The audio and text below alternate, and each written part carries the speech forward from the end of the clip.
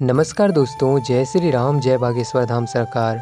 दोस्तों, सारी सृष्टि को ऊर्जा और प्रकाश देने वाला सूर्य ही है और ज्योतिष शास्त्र में सूर्य को स्वास्थ्य का, पिता का और आत्मा का कारक माना जाता है। और अगर कुंडली में सूर्य मजबूत होता है तो व्यक्ति को यश की प्राप्ति होती है। इसके अलावा कई स्वास्थ्य संबंधी समस्याओं को भी दूर करने में सूर्य आपकी मदद करता है। तो ऐसे में सूर्य को जल देने से जीवन में चल रही ज़्यादातर समस्याओं से आपको छुटकारा मिल सकता है। और दोस्तों, यूँ तो सूर्य को जल हर रोज़ दिया जाता है, लेकिन सूर्य को अर्घ्य देने के कुछ नियम होते हैं। तो अगर आप इन नियमों का पालन नहीं करते हैं तो आपको सूर्य को अर्घ्य देने का शुभ फल प्राप्त नहीं होता है। तो आइए जानते हैं दोस्तों कि सूर्य को जल देते समय किन नियमों का पालन करना चाहिए और क्या क्या सावधानियां बरतनी चाहिए, जिससे आपको सूर्य को जल देने का पूर्ण फल प्राप्त हो। नंबर 1, सूर्य को अर्घ्य देने से पहले स्नान। दोस्तों, इस बात को गांठ बांध लें कि आप बिना स्नान किए सूर्य देव को जल अर्पित न करें, अन्यथा आप इसका आधा अधूरा ही लाभ उठा पाएंगे। क्योंकि नहाने से हमारे शरीर के रोम छिद्र खुल जाते हैं, जिससे उसमें भरी हुई गंदगी बाहर निकल जाती हैं।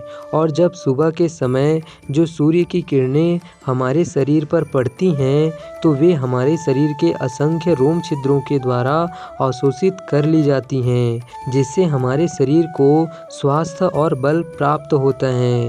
इस कारण यदि आप बिना नहाए सूर्य को जल चढ़ाएंगे तो आप इस लाभ से वंचित रह जाएंगे।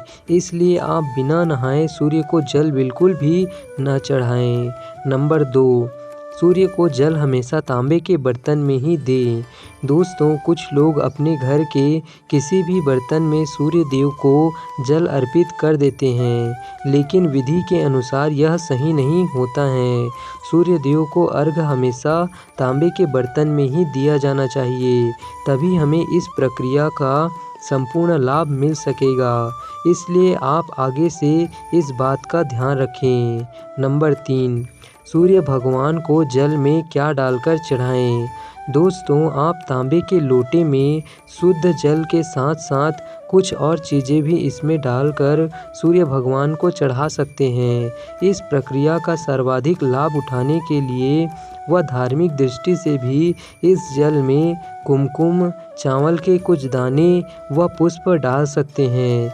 इससे जल की महत्ता और अधिक बढ़ जाती है, जिससे आपको सूर्य को अर्घ्य देने का और अधिक लाभ प्राप्त होता है। सिर के ऊपर रखें दोनों हाथ। दोस्तों, सूर्य देव को जल चढ़ाते समय इस बात का पूरा ध्यान रखें कि आपके दोनों हाथ सिर के ऊपर व सीधे हों। हाथों की दिशा आगे की ओर झुकी हुई होनी चाहिए। आप इस बात का ज़रूर ध्यान रखें। आँखों का केंद्र बिंदु जल की धारा पर ही होनी चाहिए। दोस्तों, जल चढ़ाते समय आपकी आँखों का केंद्र बिंदु लोटे से निकलती हुई जल की धारा की ओर होनी चाहिए। यानी कि कहने का तात्पर्य यह हुआ कि आप लोटे से निकलने वाली जल की धारा को ही देखें। सूर्य के मंत्रों का जाप करें। दोस्तों, जब आप सूर्य को जल अर्पित कर रहे हों तो आप उस समय सूर्य के मंत्र का भी जाप करें। इस सूर्य मंत्र में सूर्य भगवान के 12 नामों का जाप किया जाता है। दोस्तों, सूर्य देव को जल देते समय इस बात का पूरा ध्यान रखें कि जल आपके पैरों पर न गिरे। हालांकि जल देते समय कुछ छींटे अवश्य ही पैरों को छू सकते हैं, लेकिन कोशिश करें कि यह भी आपको न छू पाए। साथ ही आप जल का सदुपयोग करने के उद्देश्य से नीचे एक गमला या कोई पात्र रख सकते हैं। फिर इस पात्र से यह जल घर के पौधों में दे सकते हैं। तो आप इस बात का ख्याल रखें कि जल का सदुपयोग हो और जो जल गिर रहा है वह आपके पैरों पर ना पड़े। सूर्य को जल अर्पित करने के बाद दोस्तों, जब आप सूर्य भगवान को जल अर्पित कर दें तो झुककर जल को स्पर्श कर अपने माथे व आँखों पर लगाएं।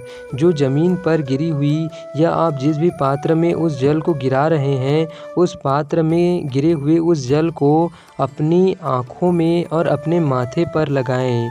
इसके बाद इस जल की 3 बार परिक्रमा करें व सूर्य देव को प्रणाम करें। इस प्रकार सूर्य को जल अर्पित करने की यह प्रक्रिया पूरी हो जाएगी, जिससे आपको सूर्य को अर्घ देने का पूर्ण फल प्राप्त हो जाएगा। तो आप इन नियमों का ज़रूर पालन कीजिए और साथ ही साथ सूर्य के 12 नामों को 12 मंत्रों को ज़रूर बोलिए। तो आज की इस वीडियो के लिए बस इतना ही। Thank you so much. जय श्री राम।